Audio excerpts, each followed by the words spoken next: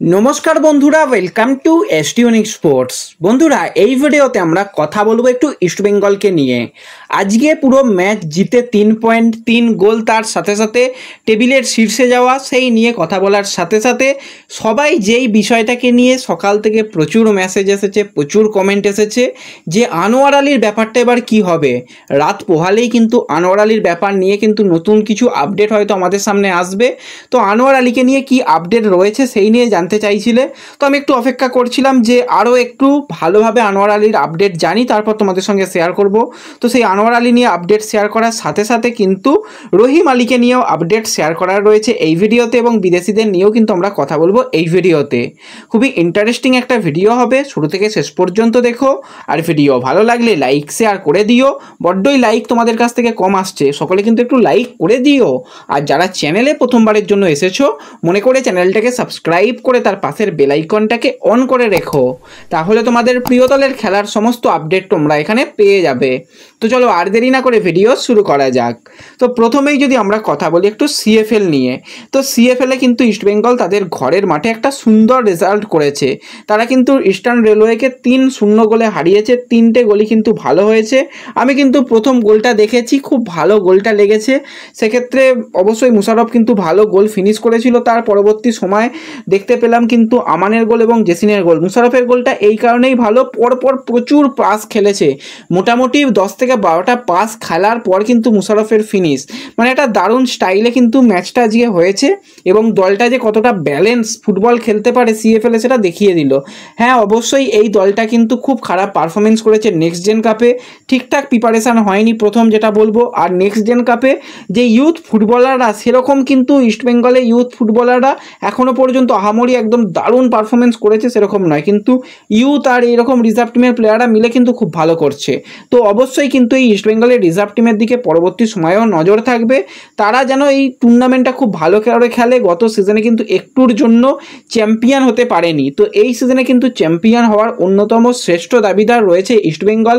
পরের ম্যাচগুলোও কিন্তু খুব ভালো ম্যাচ হবে এবং ঠাসা ম্যাচ রয়েছে, পরপর ম্যাচ। তো আজকে তো ম্যাচ হলো, সম্ভবত 12 তারিখে আবার ম্যাচ রয়েছে। তো ম্যাচগুলোর দিকে নজর রেখো। আর স্কোর লাইন অনেকে প্রেডিকশান করেছিলে, একজনেরই মিলেছে স্কোর লাইন দেখলাম, আর কারোরই মেলেনি। এবং দুঃখের বিষয় এটাই, সেই স্কোর লাইনটা কোনো কারণে আমার কাছে ডিলিট হয়ে গেছে, স্ক্রিনশটটাতেই শেয়ার করতে পারলাম না। তো যাই হোক, কেউ কষ্ট পেও না, মানে যার মিলেছে সে যেন কষ্ট পেও না। তো এরপরে আমরা নেক্সট আপডেটগুলো নিয়ে আলোচনা করি। এরপরে নেক্সট আপডেটগুলো নিয়ে আলোচনা করার মধ্যে প্রথম যেটা আলোচনা রয়েছে যে মোহামেডান কবে প্র্যাকটিস শুরু করছে, তাদের বিদেশি বা কোচ কবে আসছে। যেরকমটা আপডেট, কাল থেকেই কিন্তু বিদেশি প্লেয়াররা আস্তে আস্তে এসে যাবে। বেশিরভাগ বিদেশি প্লেয়ারই কিন্তু 12 তারিখের মধ্যে চলে আসবে, এবং শোনা যাচ্ছে যেটা 15 তারিখ থেকে কিন্তু মোহামেডান তারা প্র্যাকটিস সেশন শুরু করতে চলেছে আইএসএলের জন্য, এবং কোচও খুব তাড়াতাড়ি চলে আসবে। কাল থেকে কিন্তু বিদেশিরা আসতে চলেছে, কম বেশি এর পর এক বিদেশিরা আসবে। যখন যে আসবে জানতে পারলে আপডেট অবশ্যই তোমাদের সঙ্গে শেয়ার করে নেব। তো এরপরে যদি আমরা চলে আসি একটুখানি রহিম আলীর দিকে, তো এই বাঙালি সেন্টার ফরওয়ার্ডের প্লেয়ারকে নিয়ে তো বেশ কিছুদিন ধরেই টানাটানি চলছিল, এবং আমি যেটা বলছিলাম যে রহিম আলী যদি ওড়িশাতে যায় তার জন্য ভালো। আমি সবসময় কিন্তু প্লেয়ারদের দিকে একটুখানি বেশি ভাবি। অনেকে ভাবে হয়তো আমি এজেন্ট, আমি কেউ নই, আমি একজন সাধারণ ফুটবল সমর্থক, আমি কোনো সাংবাদিকও নই। প্রথম ব্যাপার, আমি একজন ফুটবল সমর্থক, আমি ভালোবাসি ফুটবলটাকে, সেই নিয়েই ভিডিও বানাই। তোমরাও পছন্দ করো, তোমরাও ভালোবাসা দাও, ব্যাস এইটুকুই। অনেকে দেখি যে আমাকে এজেন্ট বানিয়ে দাও, কেউ কেউ দেখি সাংবাদিক বানিয়ে দাও। প্লিজ এত কিছু বানিও না, সেরকম যদি কখনো ভবিষ্যতে হতে পারি তো তোমাদের সঙ্গে তখন অবশ্যই শেয়ার করব। তো রহিম আলীকে এই কারণেই ওড়িশাতে সবথেকে বেশি দরকার ছিল, কারণ ওড়িশার কাছে প্রপার সেন্টার ফরওয়ার্ডের প্লেয়ার নেই। রহিম আলীকে কিছুটা উইং বরাবরও খেলাতে পারে, সেখানে ইসাকের মতন প্লেয়ার গত সিজনে দেখেছিলাম দারুণ ফুটবল খেলেছিল। জেরিককে কিন্তু কিছুটা অফ কালার লাগছে, তো সেই জায়গায় রহিম আলী গেলে নিজে হয়তো আরও ভালো ফুটবল খেলতে পারবে। পরবর্তী সময়ে আমাদের জাতীয় দলের যে স্ট্রাইকারের অভাব সেটা কিন্তু রহিম আলী হয়তো মেটাতে পারবে, কারণ সের্জিও লোবেরা সেও কিন্তু ভালো প্লেয়ার তৈরি করতে পারে, এবং তার যে প্লেয়িং স্টাইলে কিন্তু বেশ কিছু ফুটবলার খুব ভালো ফুটবল খেলে। তো সেখানে রহিম আলী একটা ভালো অপশান হতে চলেছে।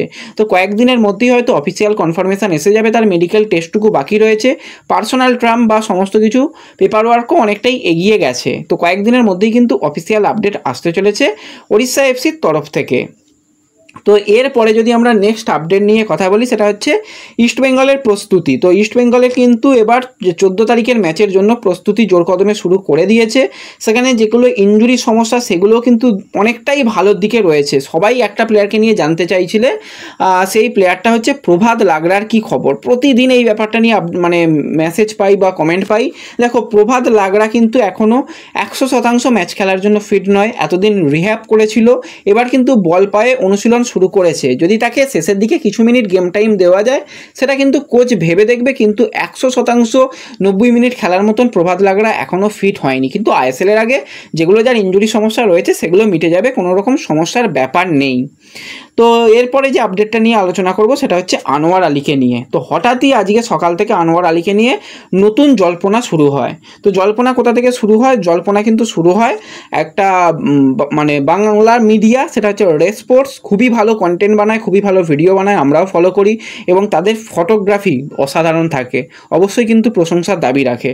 তো তারা কিন্তু আজকে একটা প্রথম পোস্ট করেছে যে চাপের মুখে আনোয়ার ইস্যুতে জবাব দেওয়ার জন্য ফেডারেশনের থেকে আরও 2 সপ্তাহ সময় চাইলো ইস্টবেঙ্গল ও দিল্লি এফসি। হয়তো তাদের কাছে সেরকম রিপোর্ট ছিল, সেই কারণে তারা এই আপডেটটা শেয়ার করেছে। আবার কিছুক্ষণ বাদেই কিন্তু তারাই আবার শেয়ার করেছে যে 10 তারিখে যে পিএসসি তাদের মিটিং হবে, সেই মিটিংয়ে কিন্তু রঞ্জিত বাজাজ বলো বা ইস্টবেঙ্গল বলো, তারা কিন্তু সেখানে থাকবে, উপস্থিত থাকবে, সেটা জানায়। এবং রঞ্জিত বাজাজ সে নিজেও সেটা টুইট করে। এবং আমরা অপেক্ষা করছিলাম কোনো বড় মিডিয়ার থেকে আপডেট আসুক, তাহলে কিন্তু আরও মানে বলা যাবে যে হ্যাঁ এই জিনিসটাই হতে চলেছে। তো কিছুক্ষণ আগে মার্কাসও কিন্তু সেটাই জানিয়ে দিয়েছে যে কালকে কিন্তু যে দুপুর 12টা থেকে যে আনোয়ার আলীর কেসটা রয়েছে, সেই কেস নিয়ে নতুন করে বসা হবে। এবার এটাও বলে রাখি, কালকেই যে সব কিছু সমস্যার সমাধান হয়ে যাবে সেটা নয়, অন্তত যেন আনোয়ার আলীকে এনওসিটা দেওয়া হয়, সেই দিকটা যদি পিএসসি ভেবে দেখে খুবই ভালো হবে। কারণ অনেক প্লেয়াররা খেলছে আনোয়ার আলী মাঠের বাইরে। তো আনোয়ার আলী যে কোনো দলেই খেলুক, কোনো রকম অসুবিধা নেই, কিন্তু সে মাঠে নামুক, এটা আমরা চাই। তো যদি কালকে অন্তত তার এনওসির ব্যাপারটাও দেখে ফেডারেশন, তাহলে খুবই ভালো হবে। এবং তারপরেই কিন্তু মানে যেগুলো যা রয়েছে সেগুলো হবে। কোনোভাবেই তাকে কোনো কারণে যেন ব্যান না করা হয়, আমাদের তরফ থেকে রিকোয়েস্ট রইল। আর প্রতিটা ফুটবল সমর্থকই কিন্তু চাই যেন আনোয়ারকে কোনো রকমভাবে মানে সাসপেনশন বা ব্যান না দেওয়া হয়। হ্যাঁ, আর্থিক জরিমানা করা হোক, অসুবিধা নেই, কিন্তু তার পা থেকে ফুটবলটা কেড়ে নেওয়াটা কিন্তু খুব একটা ভালো হবে না। তো পিএসসিও আশা করি প্লেয়ারের দিকেই সিদ্ধান্ত দেবে। তো আনোয়ার আলীকে নিয়ে চিন্তার করার মতন কোনো কারণ নেই। কালকে 12টার পরই হিয়ারিং শুরু হবে, তারপর মোটামুটি দুপুরের দিকে আপডেট এসে গেলে তোমাদের জানিয়ে দেবো। তো অপেক্ষা করো কাল পর্যন্ত। আর তার মাঝখানে যদি কোনো লেটেস্ট আপডেট আসে ফেসবুক পেজে সেগুলো পেয়ে যাবে। তার জন্য যেটা কাজ করতে হবে, ডেসক্রিপশন বক্সের লিঙ্ক থেকে ফেসবুক পেজে জয়েন হয়ে যাও। এছাড়া ফেসবুকে গিয়ে সরাসরি তোমরা SD unique sports channel search করেও জয়েন হতে পারো, সেখানে সমস্ত লেটেস্ট আপডেট দেওয়ার চেষ্টা করি। আর এর মাঝখানে কিন্তু এই যে কটা সময় বাকি রয়েছে, যে কটা ঘন্টা বাকি রয়েছে, এর মাঝখানেও অনেক আপডেট আসবে, এটুকু আশা রাখতে পারি। তো সমস্ত আপডেট জানার জন্য ফেসবুক পেজটা অবশ্যই ফলো রেখো। তো এই ভিডিওতে এটুকুই আলোচনা করার ছিল। ভিডিও ভালো লাগলে লাইক শেয়ার করে দিও। তো দেখা হচ্ছে পরবর্তী ভিডিওতে। ধন্যবাদ।